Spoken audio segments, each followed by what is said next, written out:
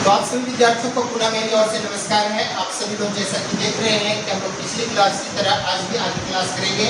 मेरे चैनल में आप सभी को पुनः अभिनंदन, स्वागत है।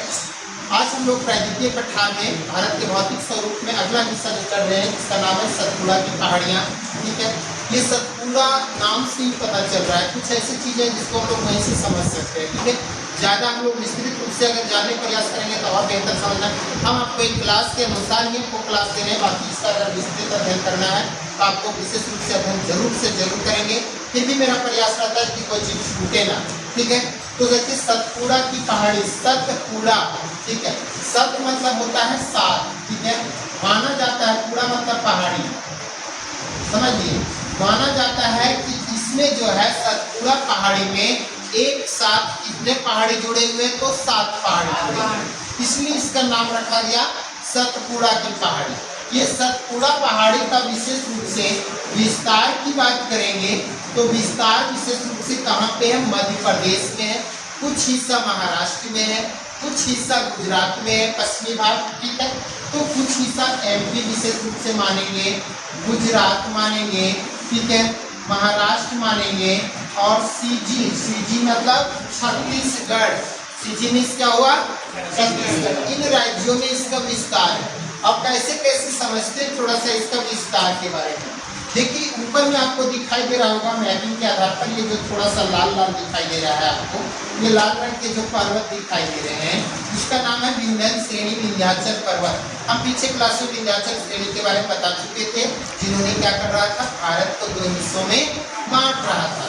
भारत को 2 भागों में बांट रहा था, एक उत्तर का भाग, एक दक्षिण का भाग। तो भारत को 2 हिस्सों में बांटने वाला पर्वत कौन सा है, विंध्याचल पर्वत है, विंध्य श्रेणी है। ठीक है, ये विंध्य श्रेणी को अलग अलग भागों में बताए थे, जिसमें से पश्चिमी भाग विंध्य कहलाता है, मध्य का भाग भांडेर कहलाता है, और इसी का एक टूटा हुआ हिस्सा टूट के चला गया था इधर, जिसको कैमूर की पहाड़ी बिहार में कह दिए थे।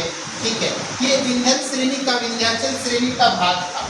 इस विंध्य श्रेणी के जस्ट नीचे देखेंगे थोड़ा सा, आपको एक नदी के रूप में दिखाई देगा ये भाग, जिसका नाम है नर्मदा नदी। कौन सी नदी नाम है, नर्मदा नदी। ठीक है, ये नर्मदा नदी है। उसके बाद जो दिखाई देगा हिस्सा, इसका नाम क्या मिलेगा आपको, वो विंध्याचल श्रेणी मिलेगा, यानी सतपुड़ा रेंज मिलेगा। इसका नाम है सतपुड़ा, इसका नाम है सतपुड़ा पहाड़ी या सतपुड़ा पर्वत। ठीक है, ये वाला हिस्सा जो देख रहे हैं, इस हिस्सा को हम लोग कहते हैं सतपुड़ा रेंज, सतपुड़ा पहाड़ी, सतपुड़ा पर्वत कहते हैं। ये वाला हिस्सा, कुछ हिस्सा बांट दिए हम इसको। ठीक है, इसके बाद ये वाला हिस्सा, ये वाला हिस्सा, और कुछ हिस्सा इसी को बांटा हुआ हिस्सा है, ये वाला हिस्सा, ये वाला हिस्सा। इसको सतपुड़ा पहाड़ी पूरा कहेंगे। ये पूरा का पूरा क्या कहलाता है, सतपुड़ा की श्रेणी। हम अभी बताएं सतपुड़ा का क्या बताएं, 7 पहाड़ियों का जगह, यानी यहाँ पे जो है 7 पहाड़ियों से निर्मित है, इसलिए इसका नाम सतपुड़ा है। यहाँ कौन कौन से छोटी छोटी पहाड़ियों का नाम रखा गया, सतपुड़ा अलग अलग है, लेकिन बोला जाता है कि ये 7 पहाड़ियों से मिलकर के बना है। ठीक है, तो यहाँ नर्मदा नदी है। जस्ट उसके दक्षिण में आप देखेंगे, यहाँ एक और नदी दिखाया गया बहते हुए, जिसका नाम है ताप्ती नदी। कौन सी नदी है, ताप्ती नदी। तो नर्मदा नदी और ताप्ती नदी के बीच क्वेश्चन यहाँ पे जा रहा है। ठीक है, क्वेश्चन क्या देख रहे हैं आप, कि नर्मदा नदी और ताप्ती नदी के बीच कौन सी पहाड़ी स्थित है, जल्दी बोलिए। नर्मदा नदी और ताप्ती नदी के बीच कौन सी पहाड़ी स्थित है, सतपुड़ा, सतपुड़ा की पहाड़ी स्थित है। क्वेश्चन आ गया।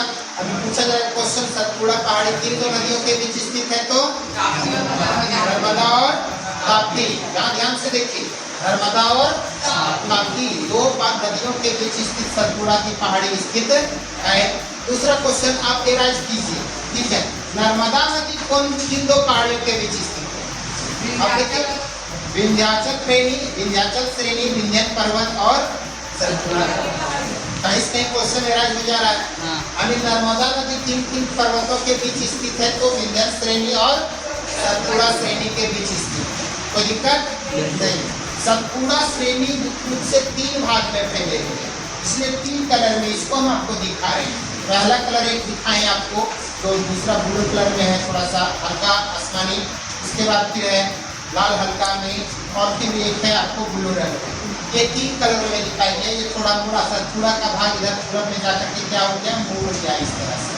ये मुड़ गया हुआ भाग जो है वो मुड़ा हुआ भाग इस तरह से मुड़ा है, जाकर के जानते हो किस में जाकर के मिल जाता है, विंध्य श्रेणी में मिल जाता है। किस श्रेणी में मिल जाता है, विंध्य श्रेणी। इसका विस्तार तो हम लोग देखें, एक गुजरात और महाराष्ट्र में जो देख रहे हैं, ये गुजरात और महाराष्ट्र में फैला हुआ हिस्सा दिखाई देगा, सबसे पश्चिमी भाग। तो इसका विस्तार में सबसे पश्चिमी भाग जो है जो कहाँ है, तो गुजरात और महाराष्ट्र में है। ठीक है, गुजरात और महाराष्ट्र में है, महाराष्ट्र में है। वो किस नाम से जाना जाता है, सब पूरा जानते हो, राजपीपला। क्या नाम है, राजपीपला के नाम से। ये इंपॉर्टेंट क्वेश्चन है।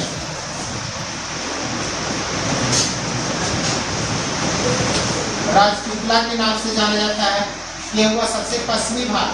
उसके बाद मध्य भाग जो होता है, वो मध्य भाग, बीच वाला भाग को कहा जाता है, जो मध्य प्रदेश में है, एमपी में है, उसको बोला जाता है महादेव की पहाड़ी। क्या बोलते हैं इसको, महादेव की पहाड़ी बोलते हैं। ठीक है, यानी आपको ये समझना है, ये वाला हिस्सा जो है वो है राजपीपला। राजपीपला है ये।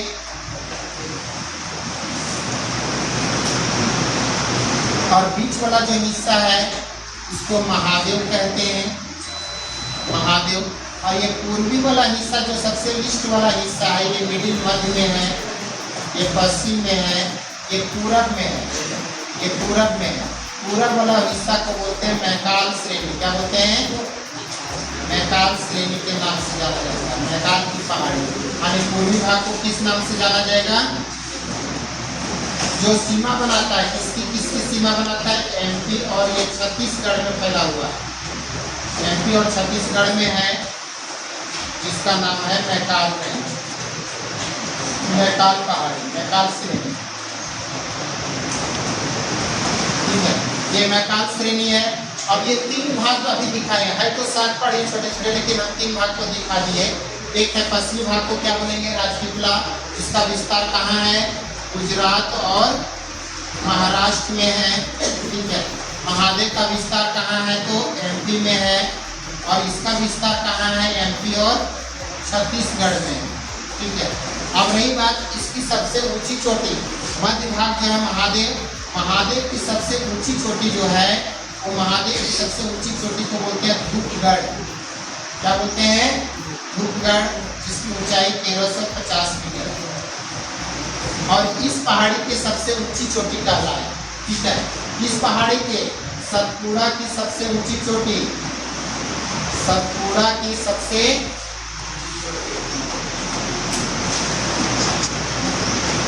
ऊंची चोटी कौन है, धूपगढ़ है, 1350 मीटर। इस पर्वत पर फैले विस्तार है इसका, महादेव श्रेणी।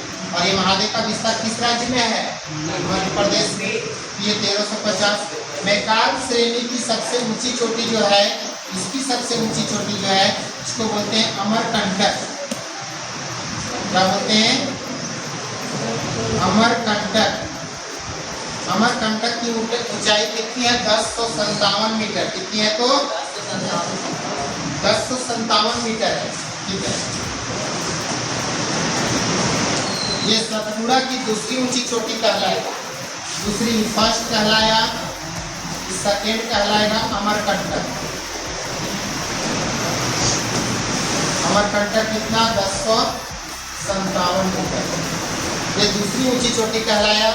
यही अमरकंटक की पहाड़ी से, अब ध्यान दीजिएगा, ठीक है, यही अमरकंटक की पहाड़ी से, यहीं पे अमरकंटक की पहाड़ी से ही, अमरकंटक की पहाड़ी ये है अमरकंटक,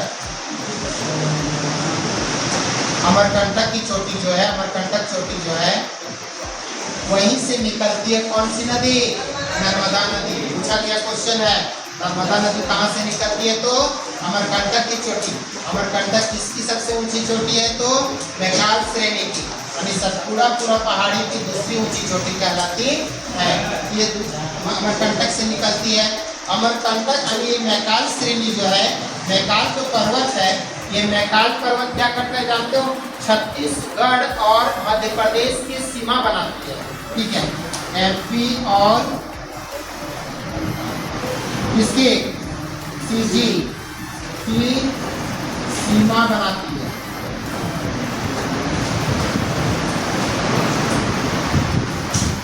सीमा बनाती है। मध्य प्रदेश और छत्तीसगढ़ की सीमा बनाने वाली पर्वत श्रृंखला कौन है? मैकाल श्रृंखला। कौन सी श्रृंखला है? मैकाल श्रृंखला। इस सतपुड़ा की पहाड़ी में अधिकांश भागों में क्या है? अधिकांश भागों में जो है अधिकांश चट्टाने कैसी चट्टाने हैं? तो ग्रेनाइट और नीस प्रकार की चट्टाने हैं, जिसमें से बेसाल्ट आते हैं। ठीक है, ग्रेनाइट और बेसाल्ट होते हैं। बेसाल्ट एंड ग्रेनाइट, बेसाल्ट और ग्रेनाइट की चट्टानें पाई जाती है। विशेष रूप से जहाँ पे आप सतपुड़ा पर्वत पे देखेंगे नर्मदा नदी यहाँ से निकलती है, तो मध्य प्रदेश में क्या करती जानते हो? मध्य प्रदेश में कहाँ पे? भेड़ाघाट, जबलपुर एक शहर है, जबलपुर के निकट भेड़ाघाट में नर्मदा नदी, कौन सी नदी? नर्मदा नदी एक बड़ा जलप्रपात बनाती है। जलप्रपात बनाती है, जिसे कौन सा जलप्रपात करते हैं? धुआंधार।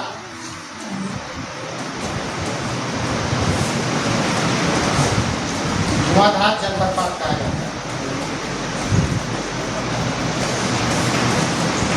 पूछा गया क्वेश्चन है, धुआंधार जलप्रपात किस नदी बनाती है? कौन सी नदी पर है? तो नर्मदा नदी। किस राज्य में? मध्य प्रदेश। कहाँ पे है? जबलपुर को मध्य प्रदेश। जहाँ पे क्या है? सुंदर सुंदर विशेष रूप से पत्थरों के लिए प्रसिद्ध है। ये नर्मदा नदी का भेड़ाघाट जो है, वहाँ बहुत सारे सुंदर सुंदर पत्थर एकदम नक्काशी किया हुआ, लगेगा कि नक्काशी किया कोई मिस्त्री इसको काटा है, जबकि वैसे ही रहता है। शिवलिंग वाला जितना पत्थर रहता है ना, लगभग सब यहीं से लाया जाता है, भेड़ाघाट जबलपुर क्षेत्र से, इसी घाटी से लाया जाता है। ठीक है, जलप्रपात क्षेत्र से लाया जाता है। बहुत सुंदर सुंदर नक्काशी किया हुआ पत्थर यहाँ प्राप्त होते हैं। इस प्रकार से सतपुड़ा रेंज एक रणसोद पर्वत का उदाहरण है। रणसोद मतलब क्या होता है? ब्लॉक पर्वत। कैसा पर्वत है ये? तो ब्लॉक पर्वत के उदाहरण है। एग्जाम्पल, ये पर्वत पूछेगा किस टाइप का पर्वत है? सतपुड़ा पर्वत। तो रणसोद पर्वत के उदाहरण में काउंटिंग किया जाता है, जहाँ विशेष रूप से जो पत्थर लाए जाते हैं वो विशेष रूप से संगमरमर के पत्थर के लिए प्रसिद्ध है। संगमरमर, ठीक है, पत्थर के लिए प्रसिद्ध है। इस प्रकार से सतपुड़ा श्रेणी की विशेषता जो हम लोग देखना चाह रहे थे वो लगभग समाप्त हुआ। अब आगे के टॉपिक्स, कल के टॉपिक्स में अगला भाग पढ़ेंगे हम लोग इसके बाद। ठीक है, इसके बाद जो आएगा हम लोग को भाग, वो विशेष रूप से दक्कन का पठार, फिर पश्चिमी घाट, फिर पूर्वी घाट। ठीक है, इन सभी को हम लोग अध्ययन करके चैप्टर को, प्रायद्वीपीय पठार को समाप्त करेंगे। आज वही सबको समझे। बहुत बहुत आप सबों को धन्यवाद। आप लोगों ने मेरी क्लास को अच्छे ढंग से समझा। अगर मेरा क्लास आप सभी दर्शकों को अच्छा लगता होगा तो मेरे चैनल को निश्चित रूप से आप सभी लोग सब्सक्राइब करें, लाइक करें, फॉलो करें, शेयर करें, दूसरे को भी बताएं, ताकि आप बच्चों के लिए जेक बोर्ड की परीक्षा में आपके लिए बहुत महत्वपूर्ण प्रश्न जो रहेंगे उसका आप आसानी से जवाब दे सकते हैं। मेरा प्रयास रहेगा कि ऑब्जेक्टिव प्रश्न भी हम लाएंगे बोर्ड वर्क के माध्यम से, और बताने का मेरा प्रयास रहेगा कि सब लोगों को मॉडल सेट के आधार पर आप लोग को बताएंगे, जिससे परीक्षा में आपका क्वेश्चन स्पष्ट हो सके और आप लोग उसका लाभ ले सकें। धन्यवाद। जय हिंद, जोहार।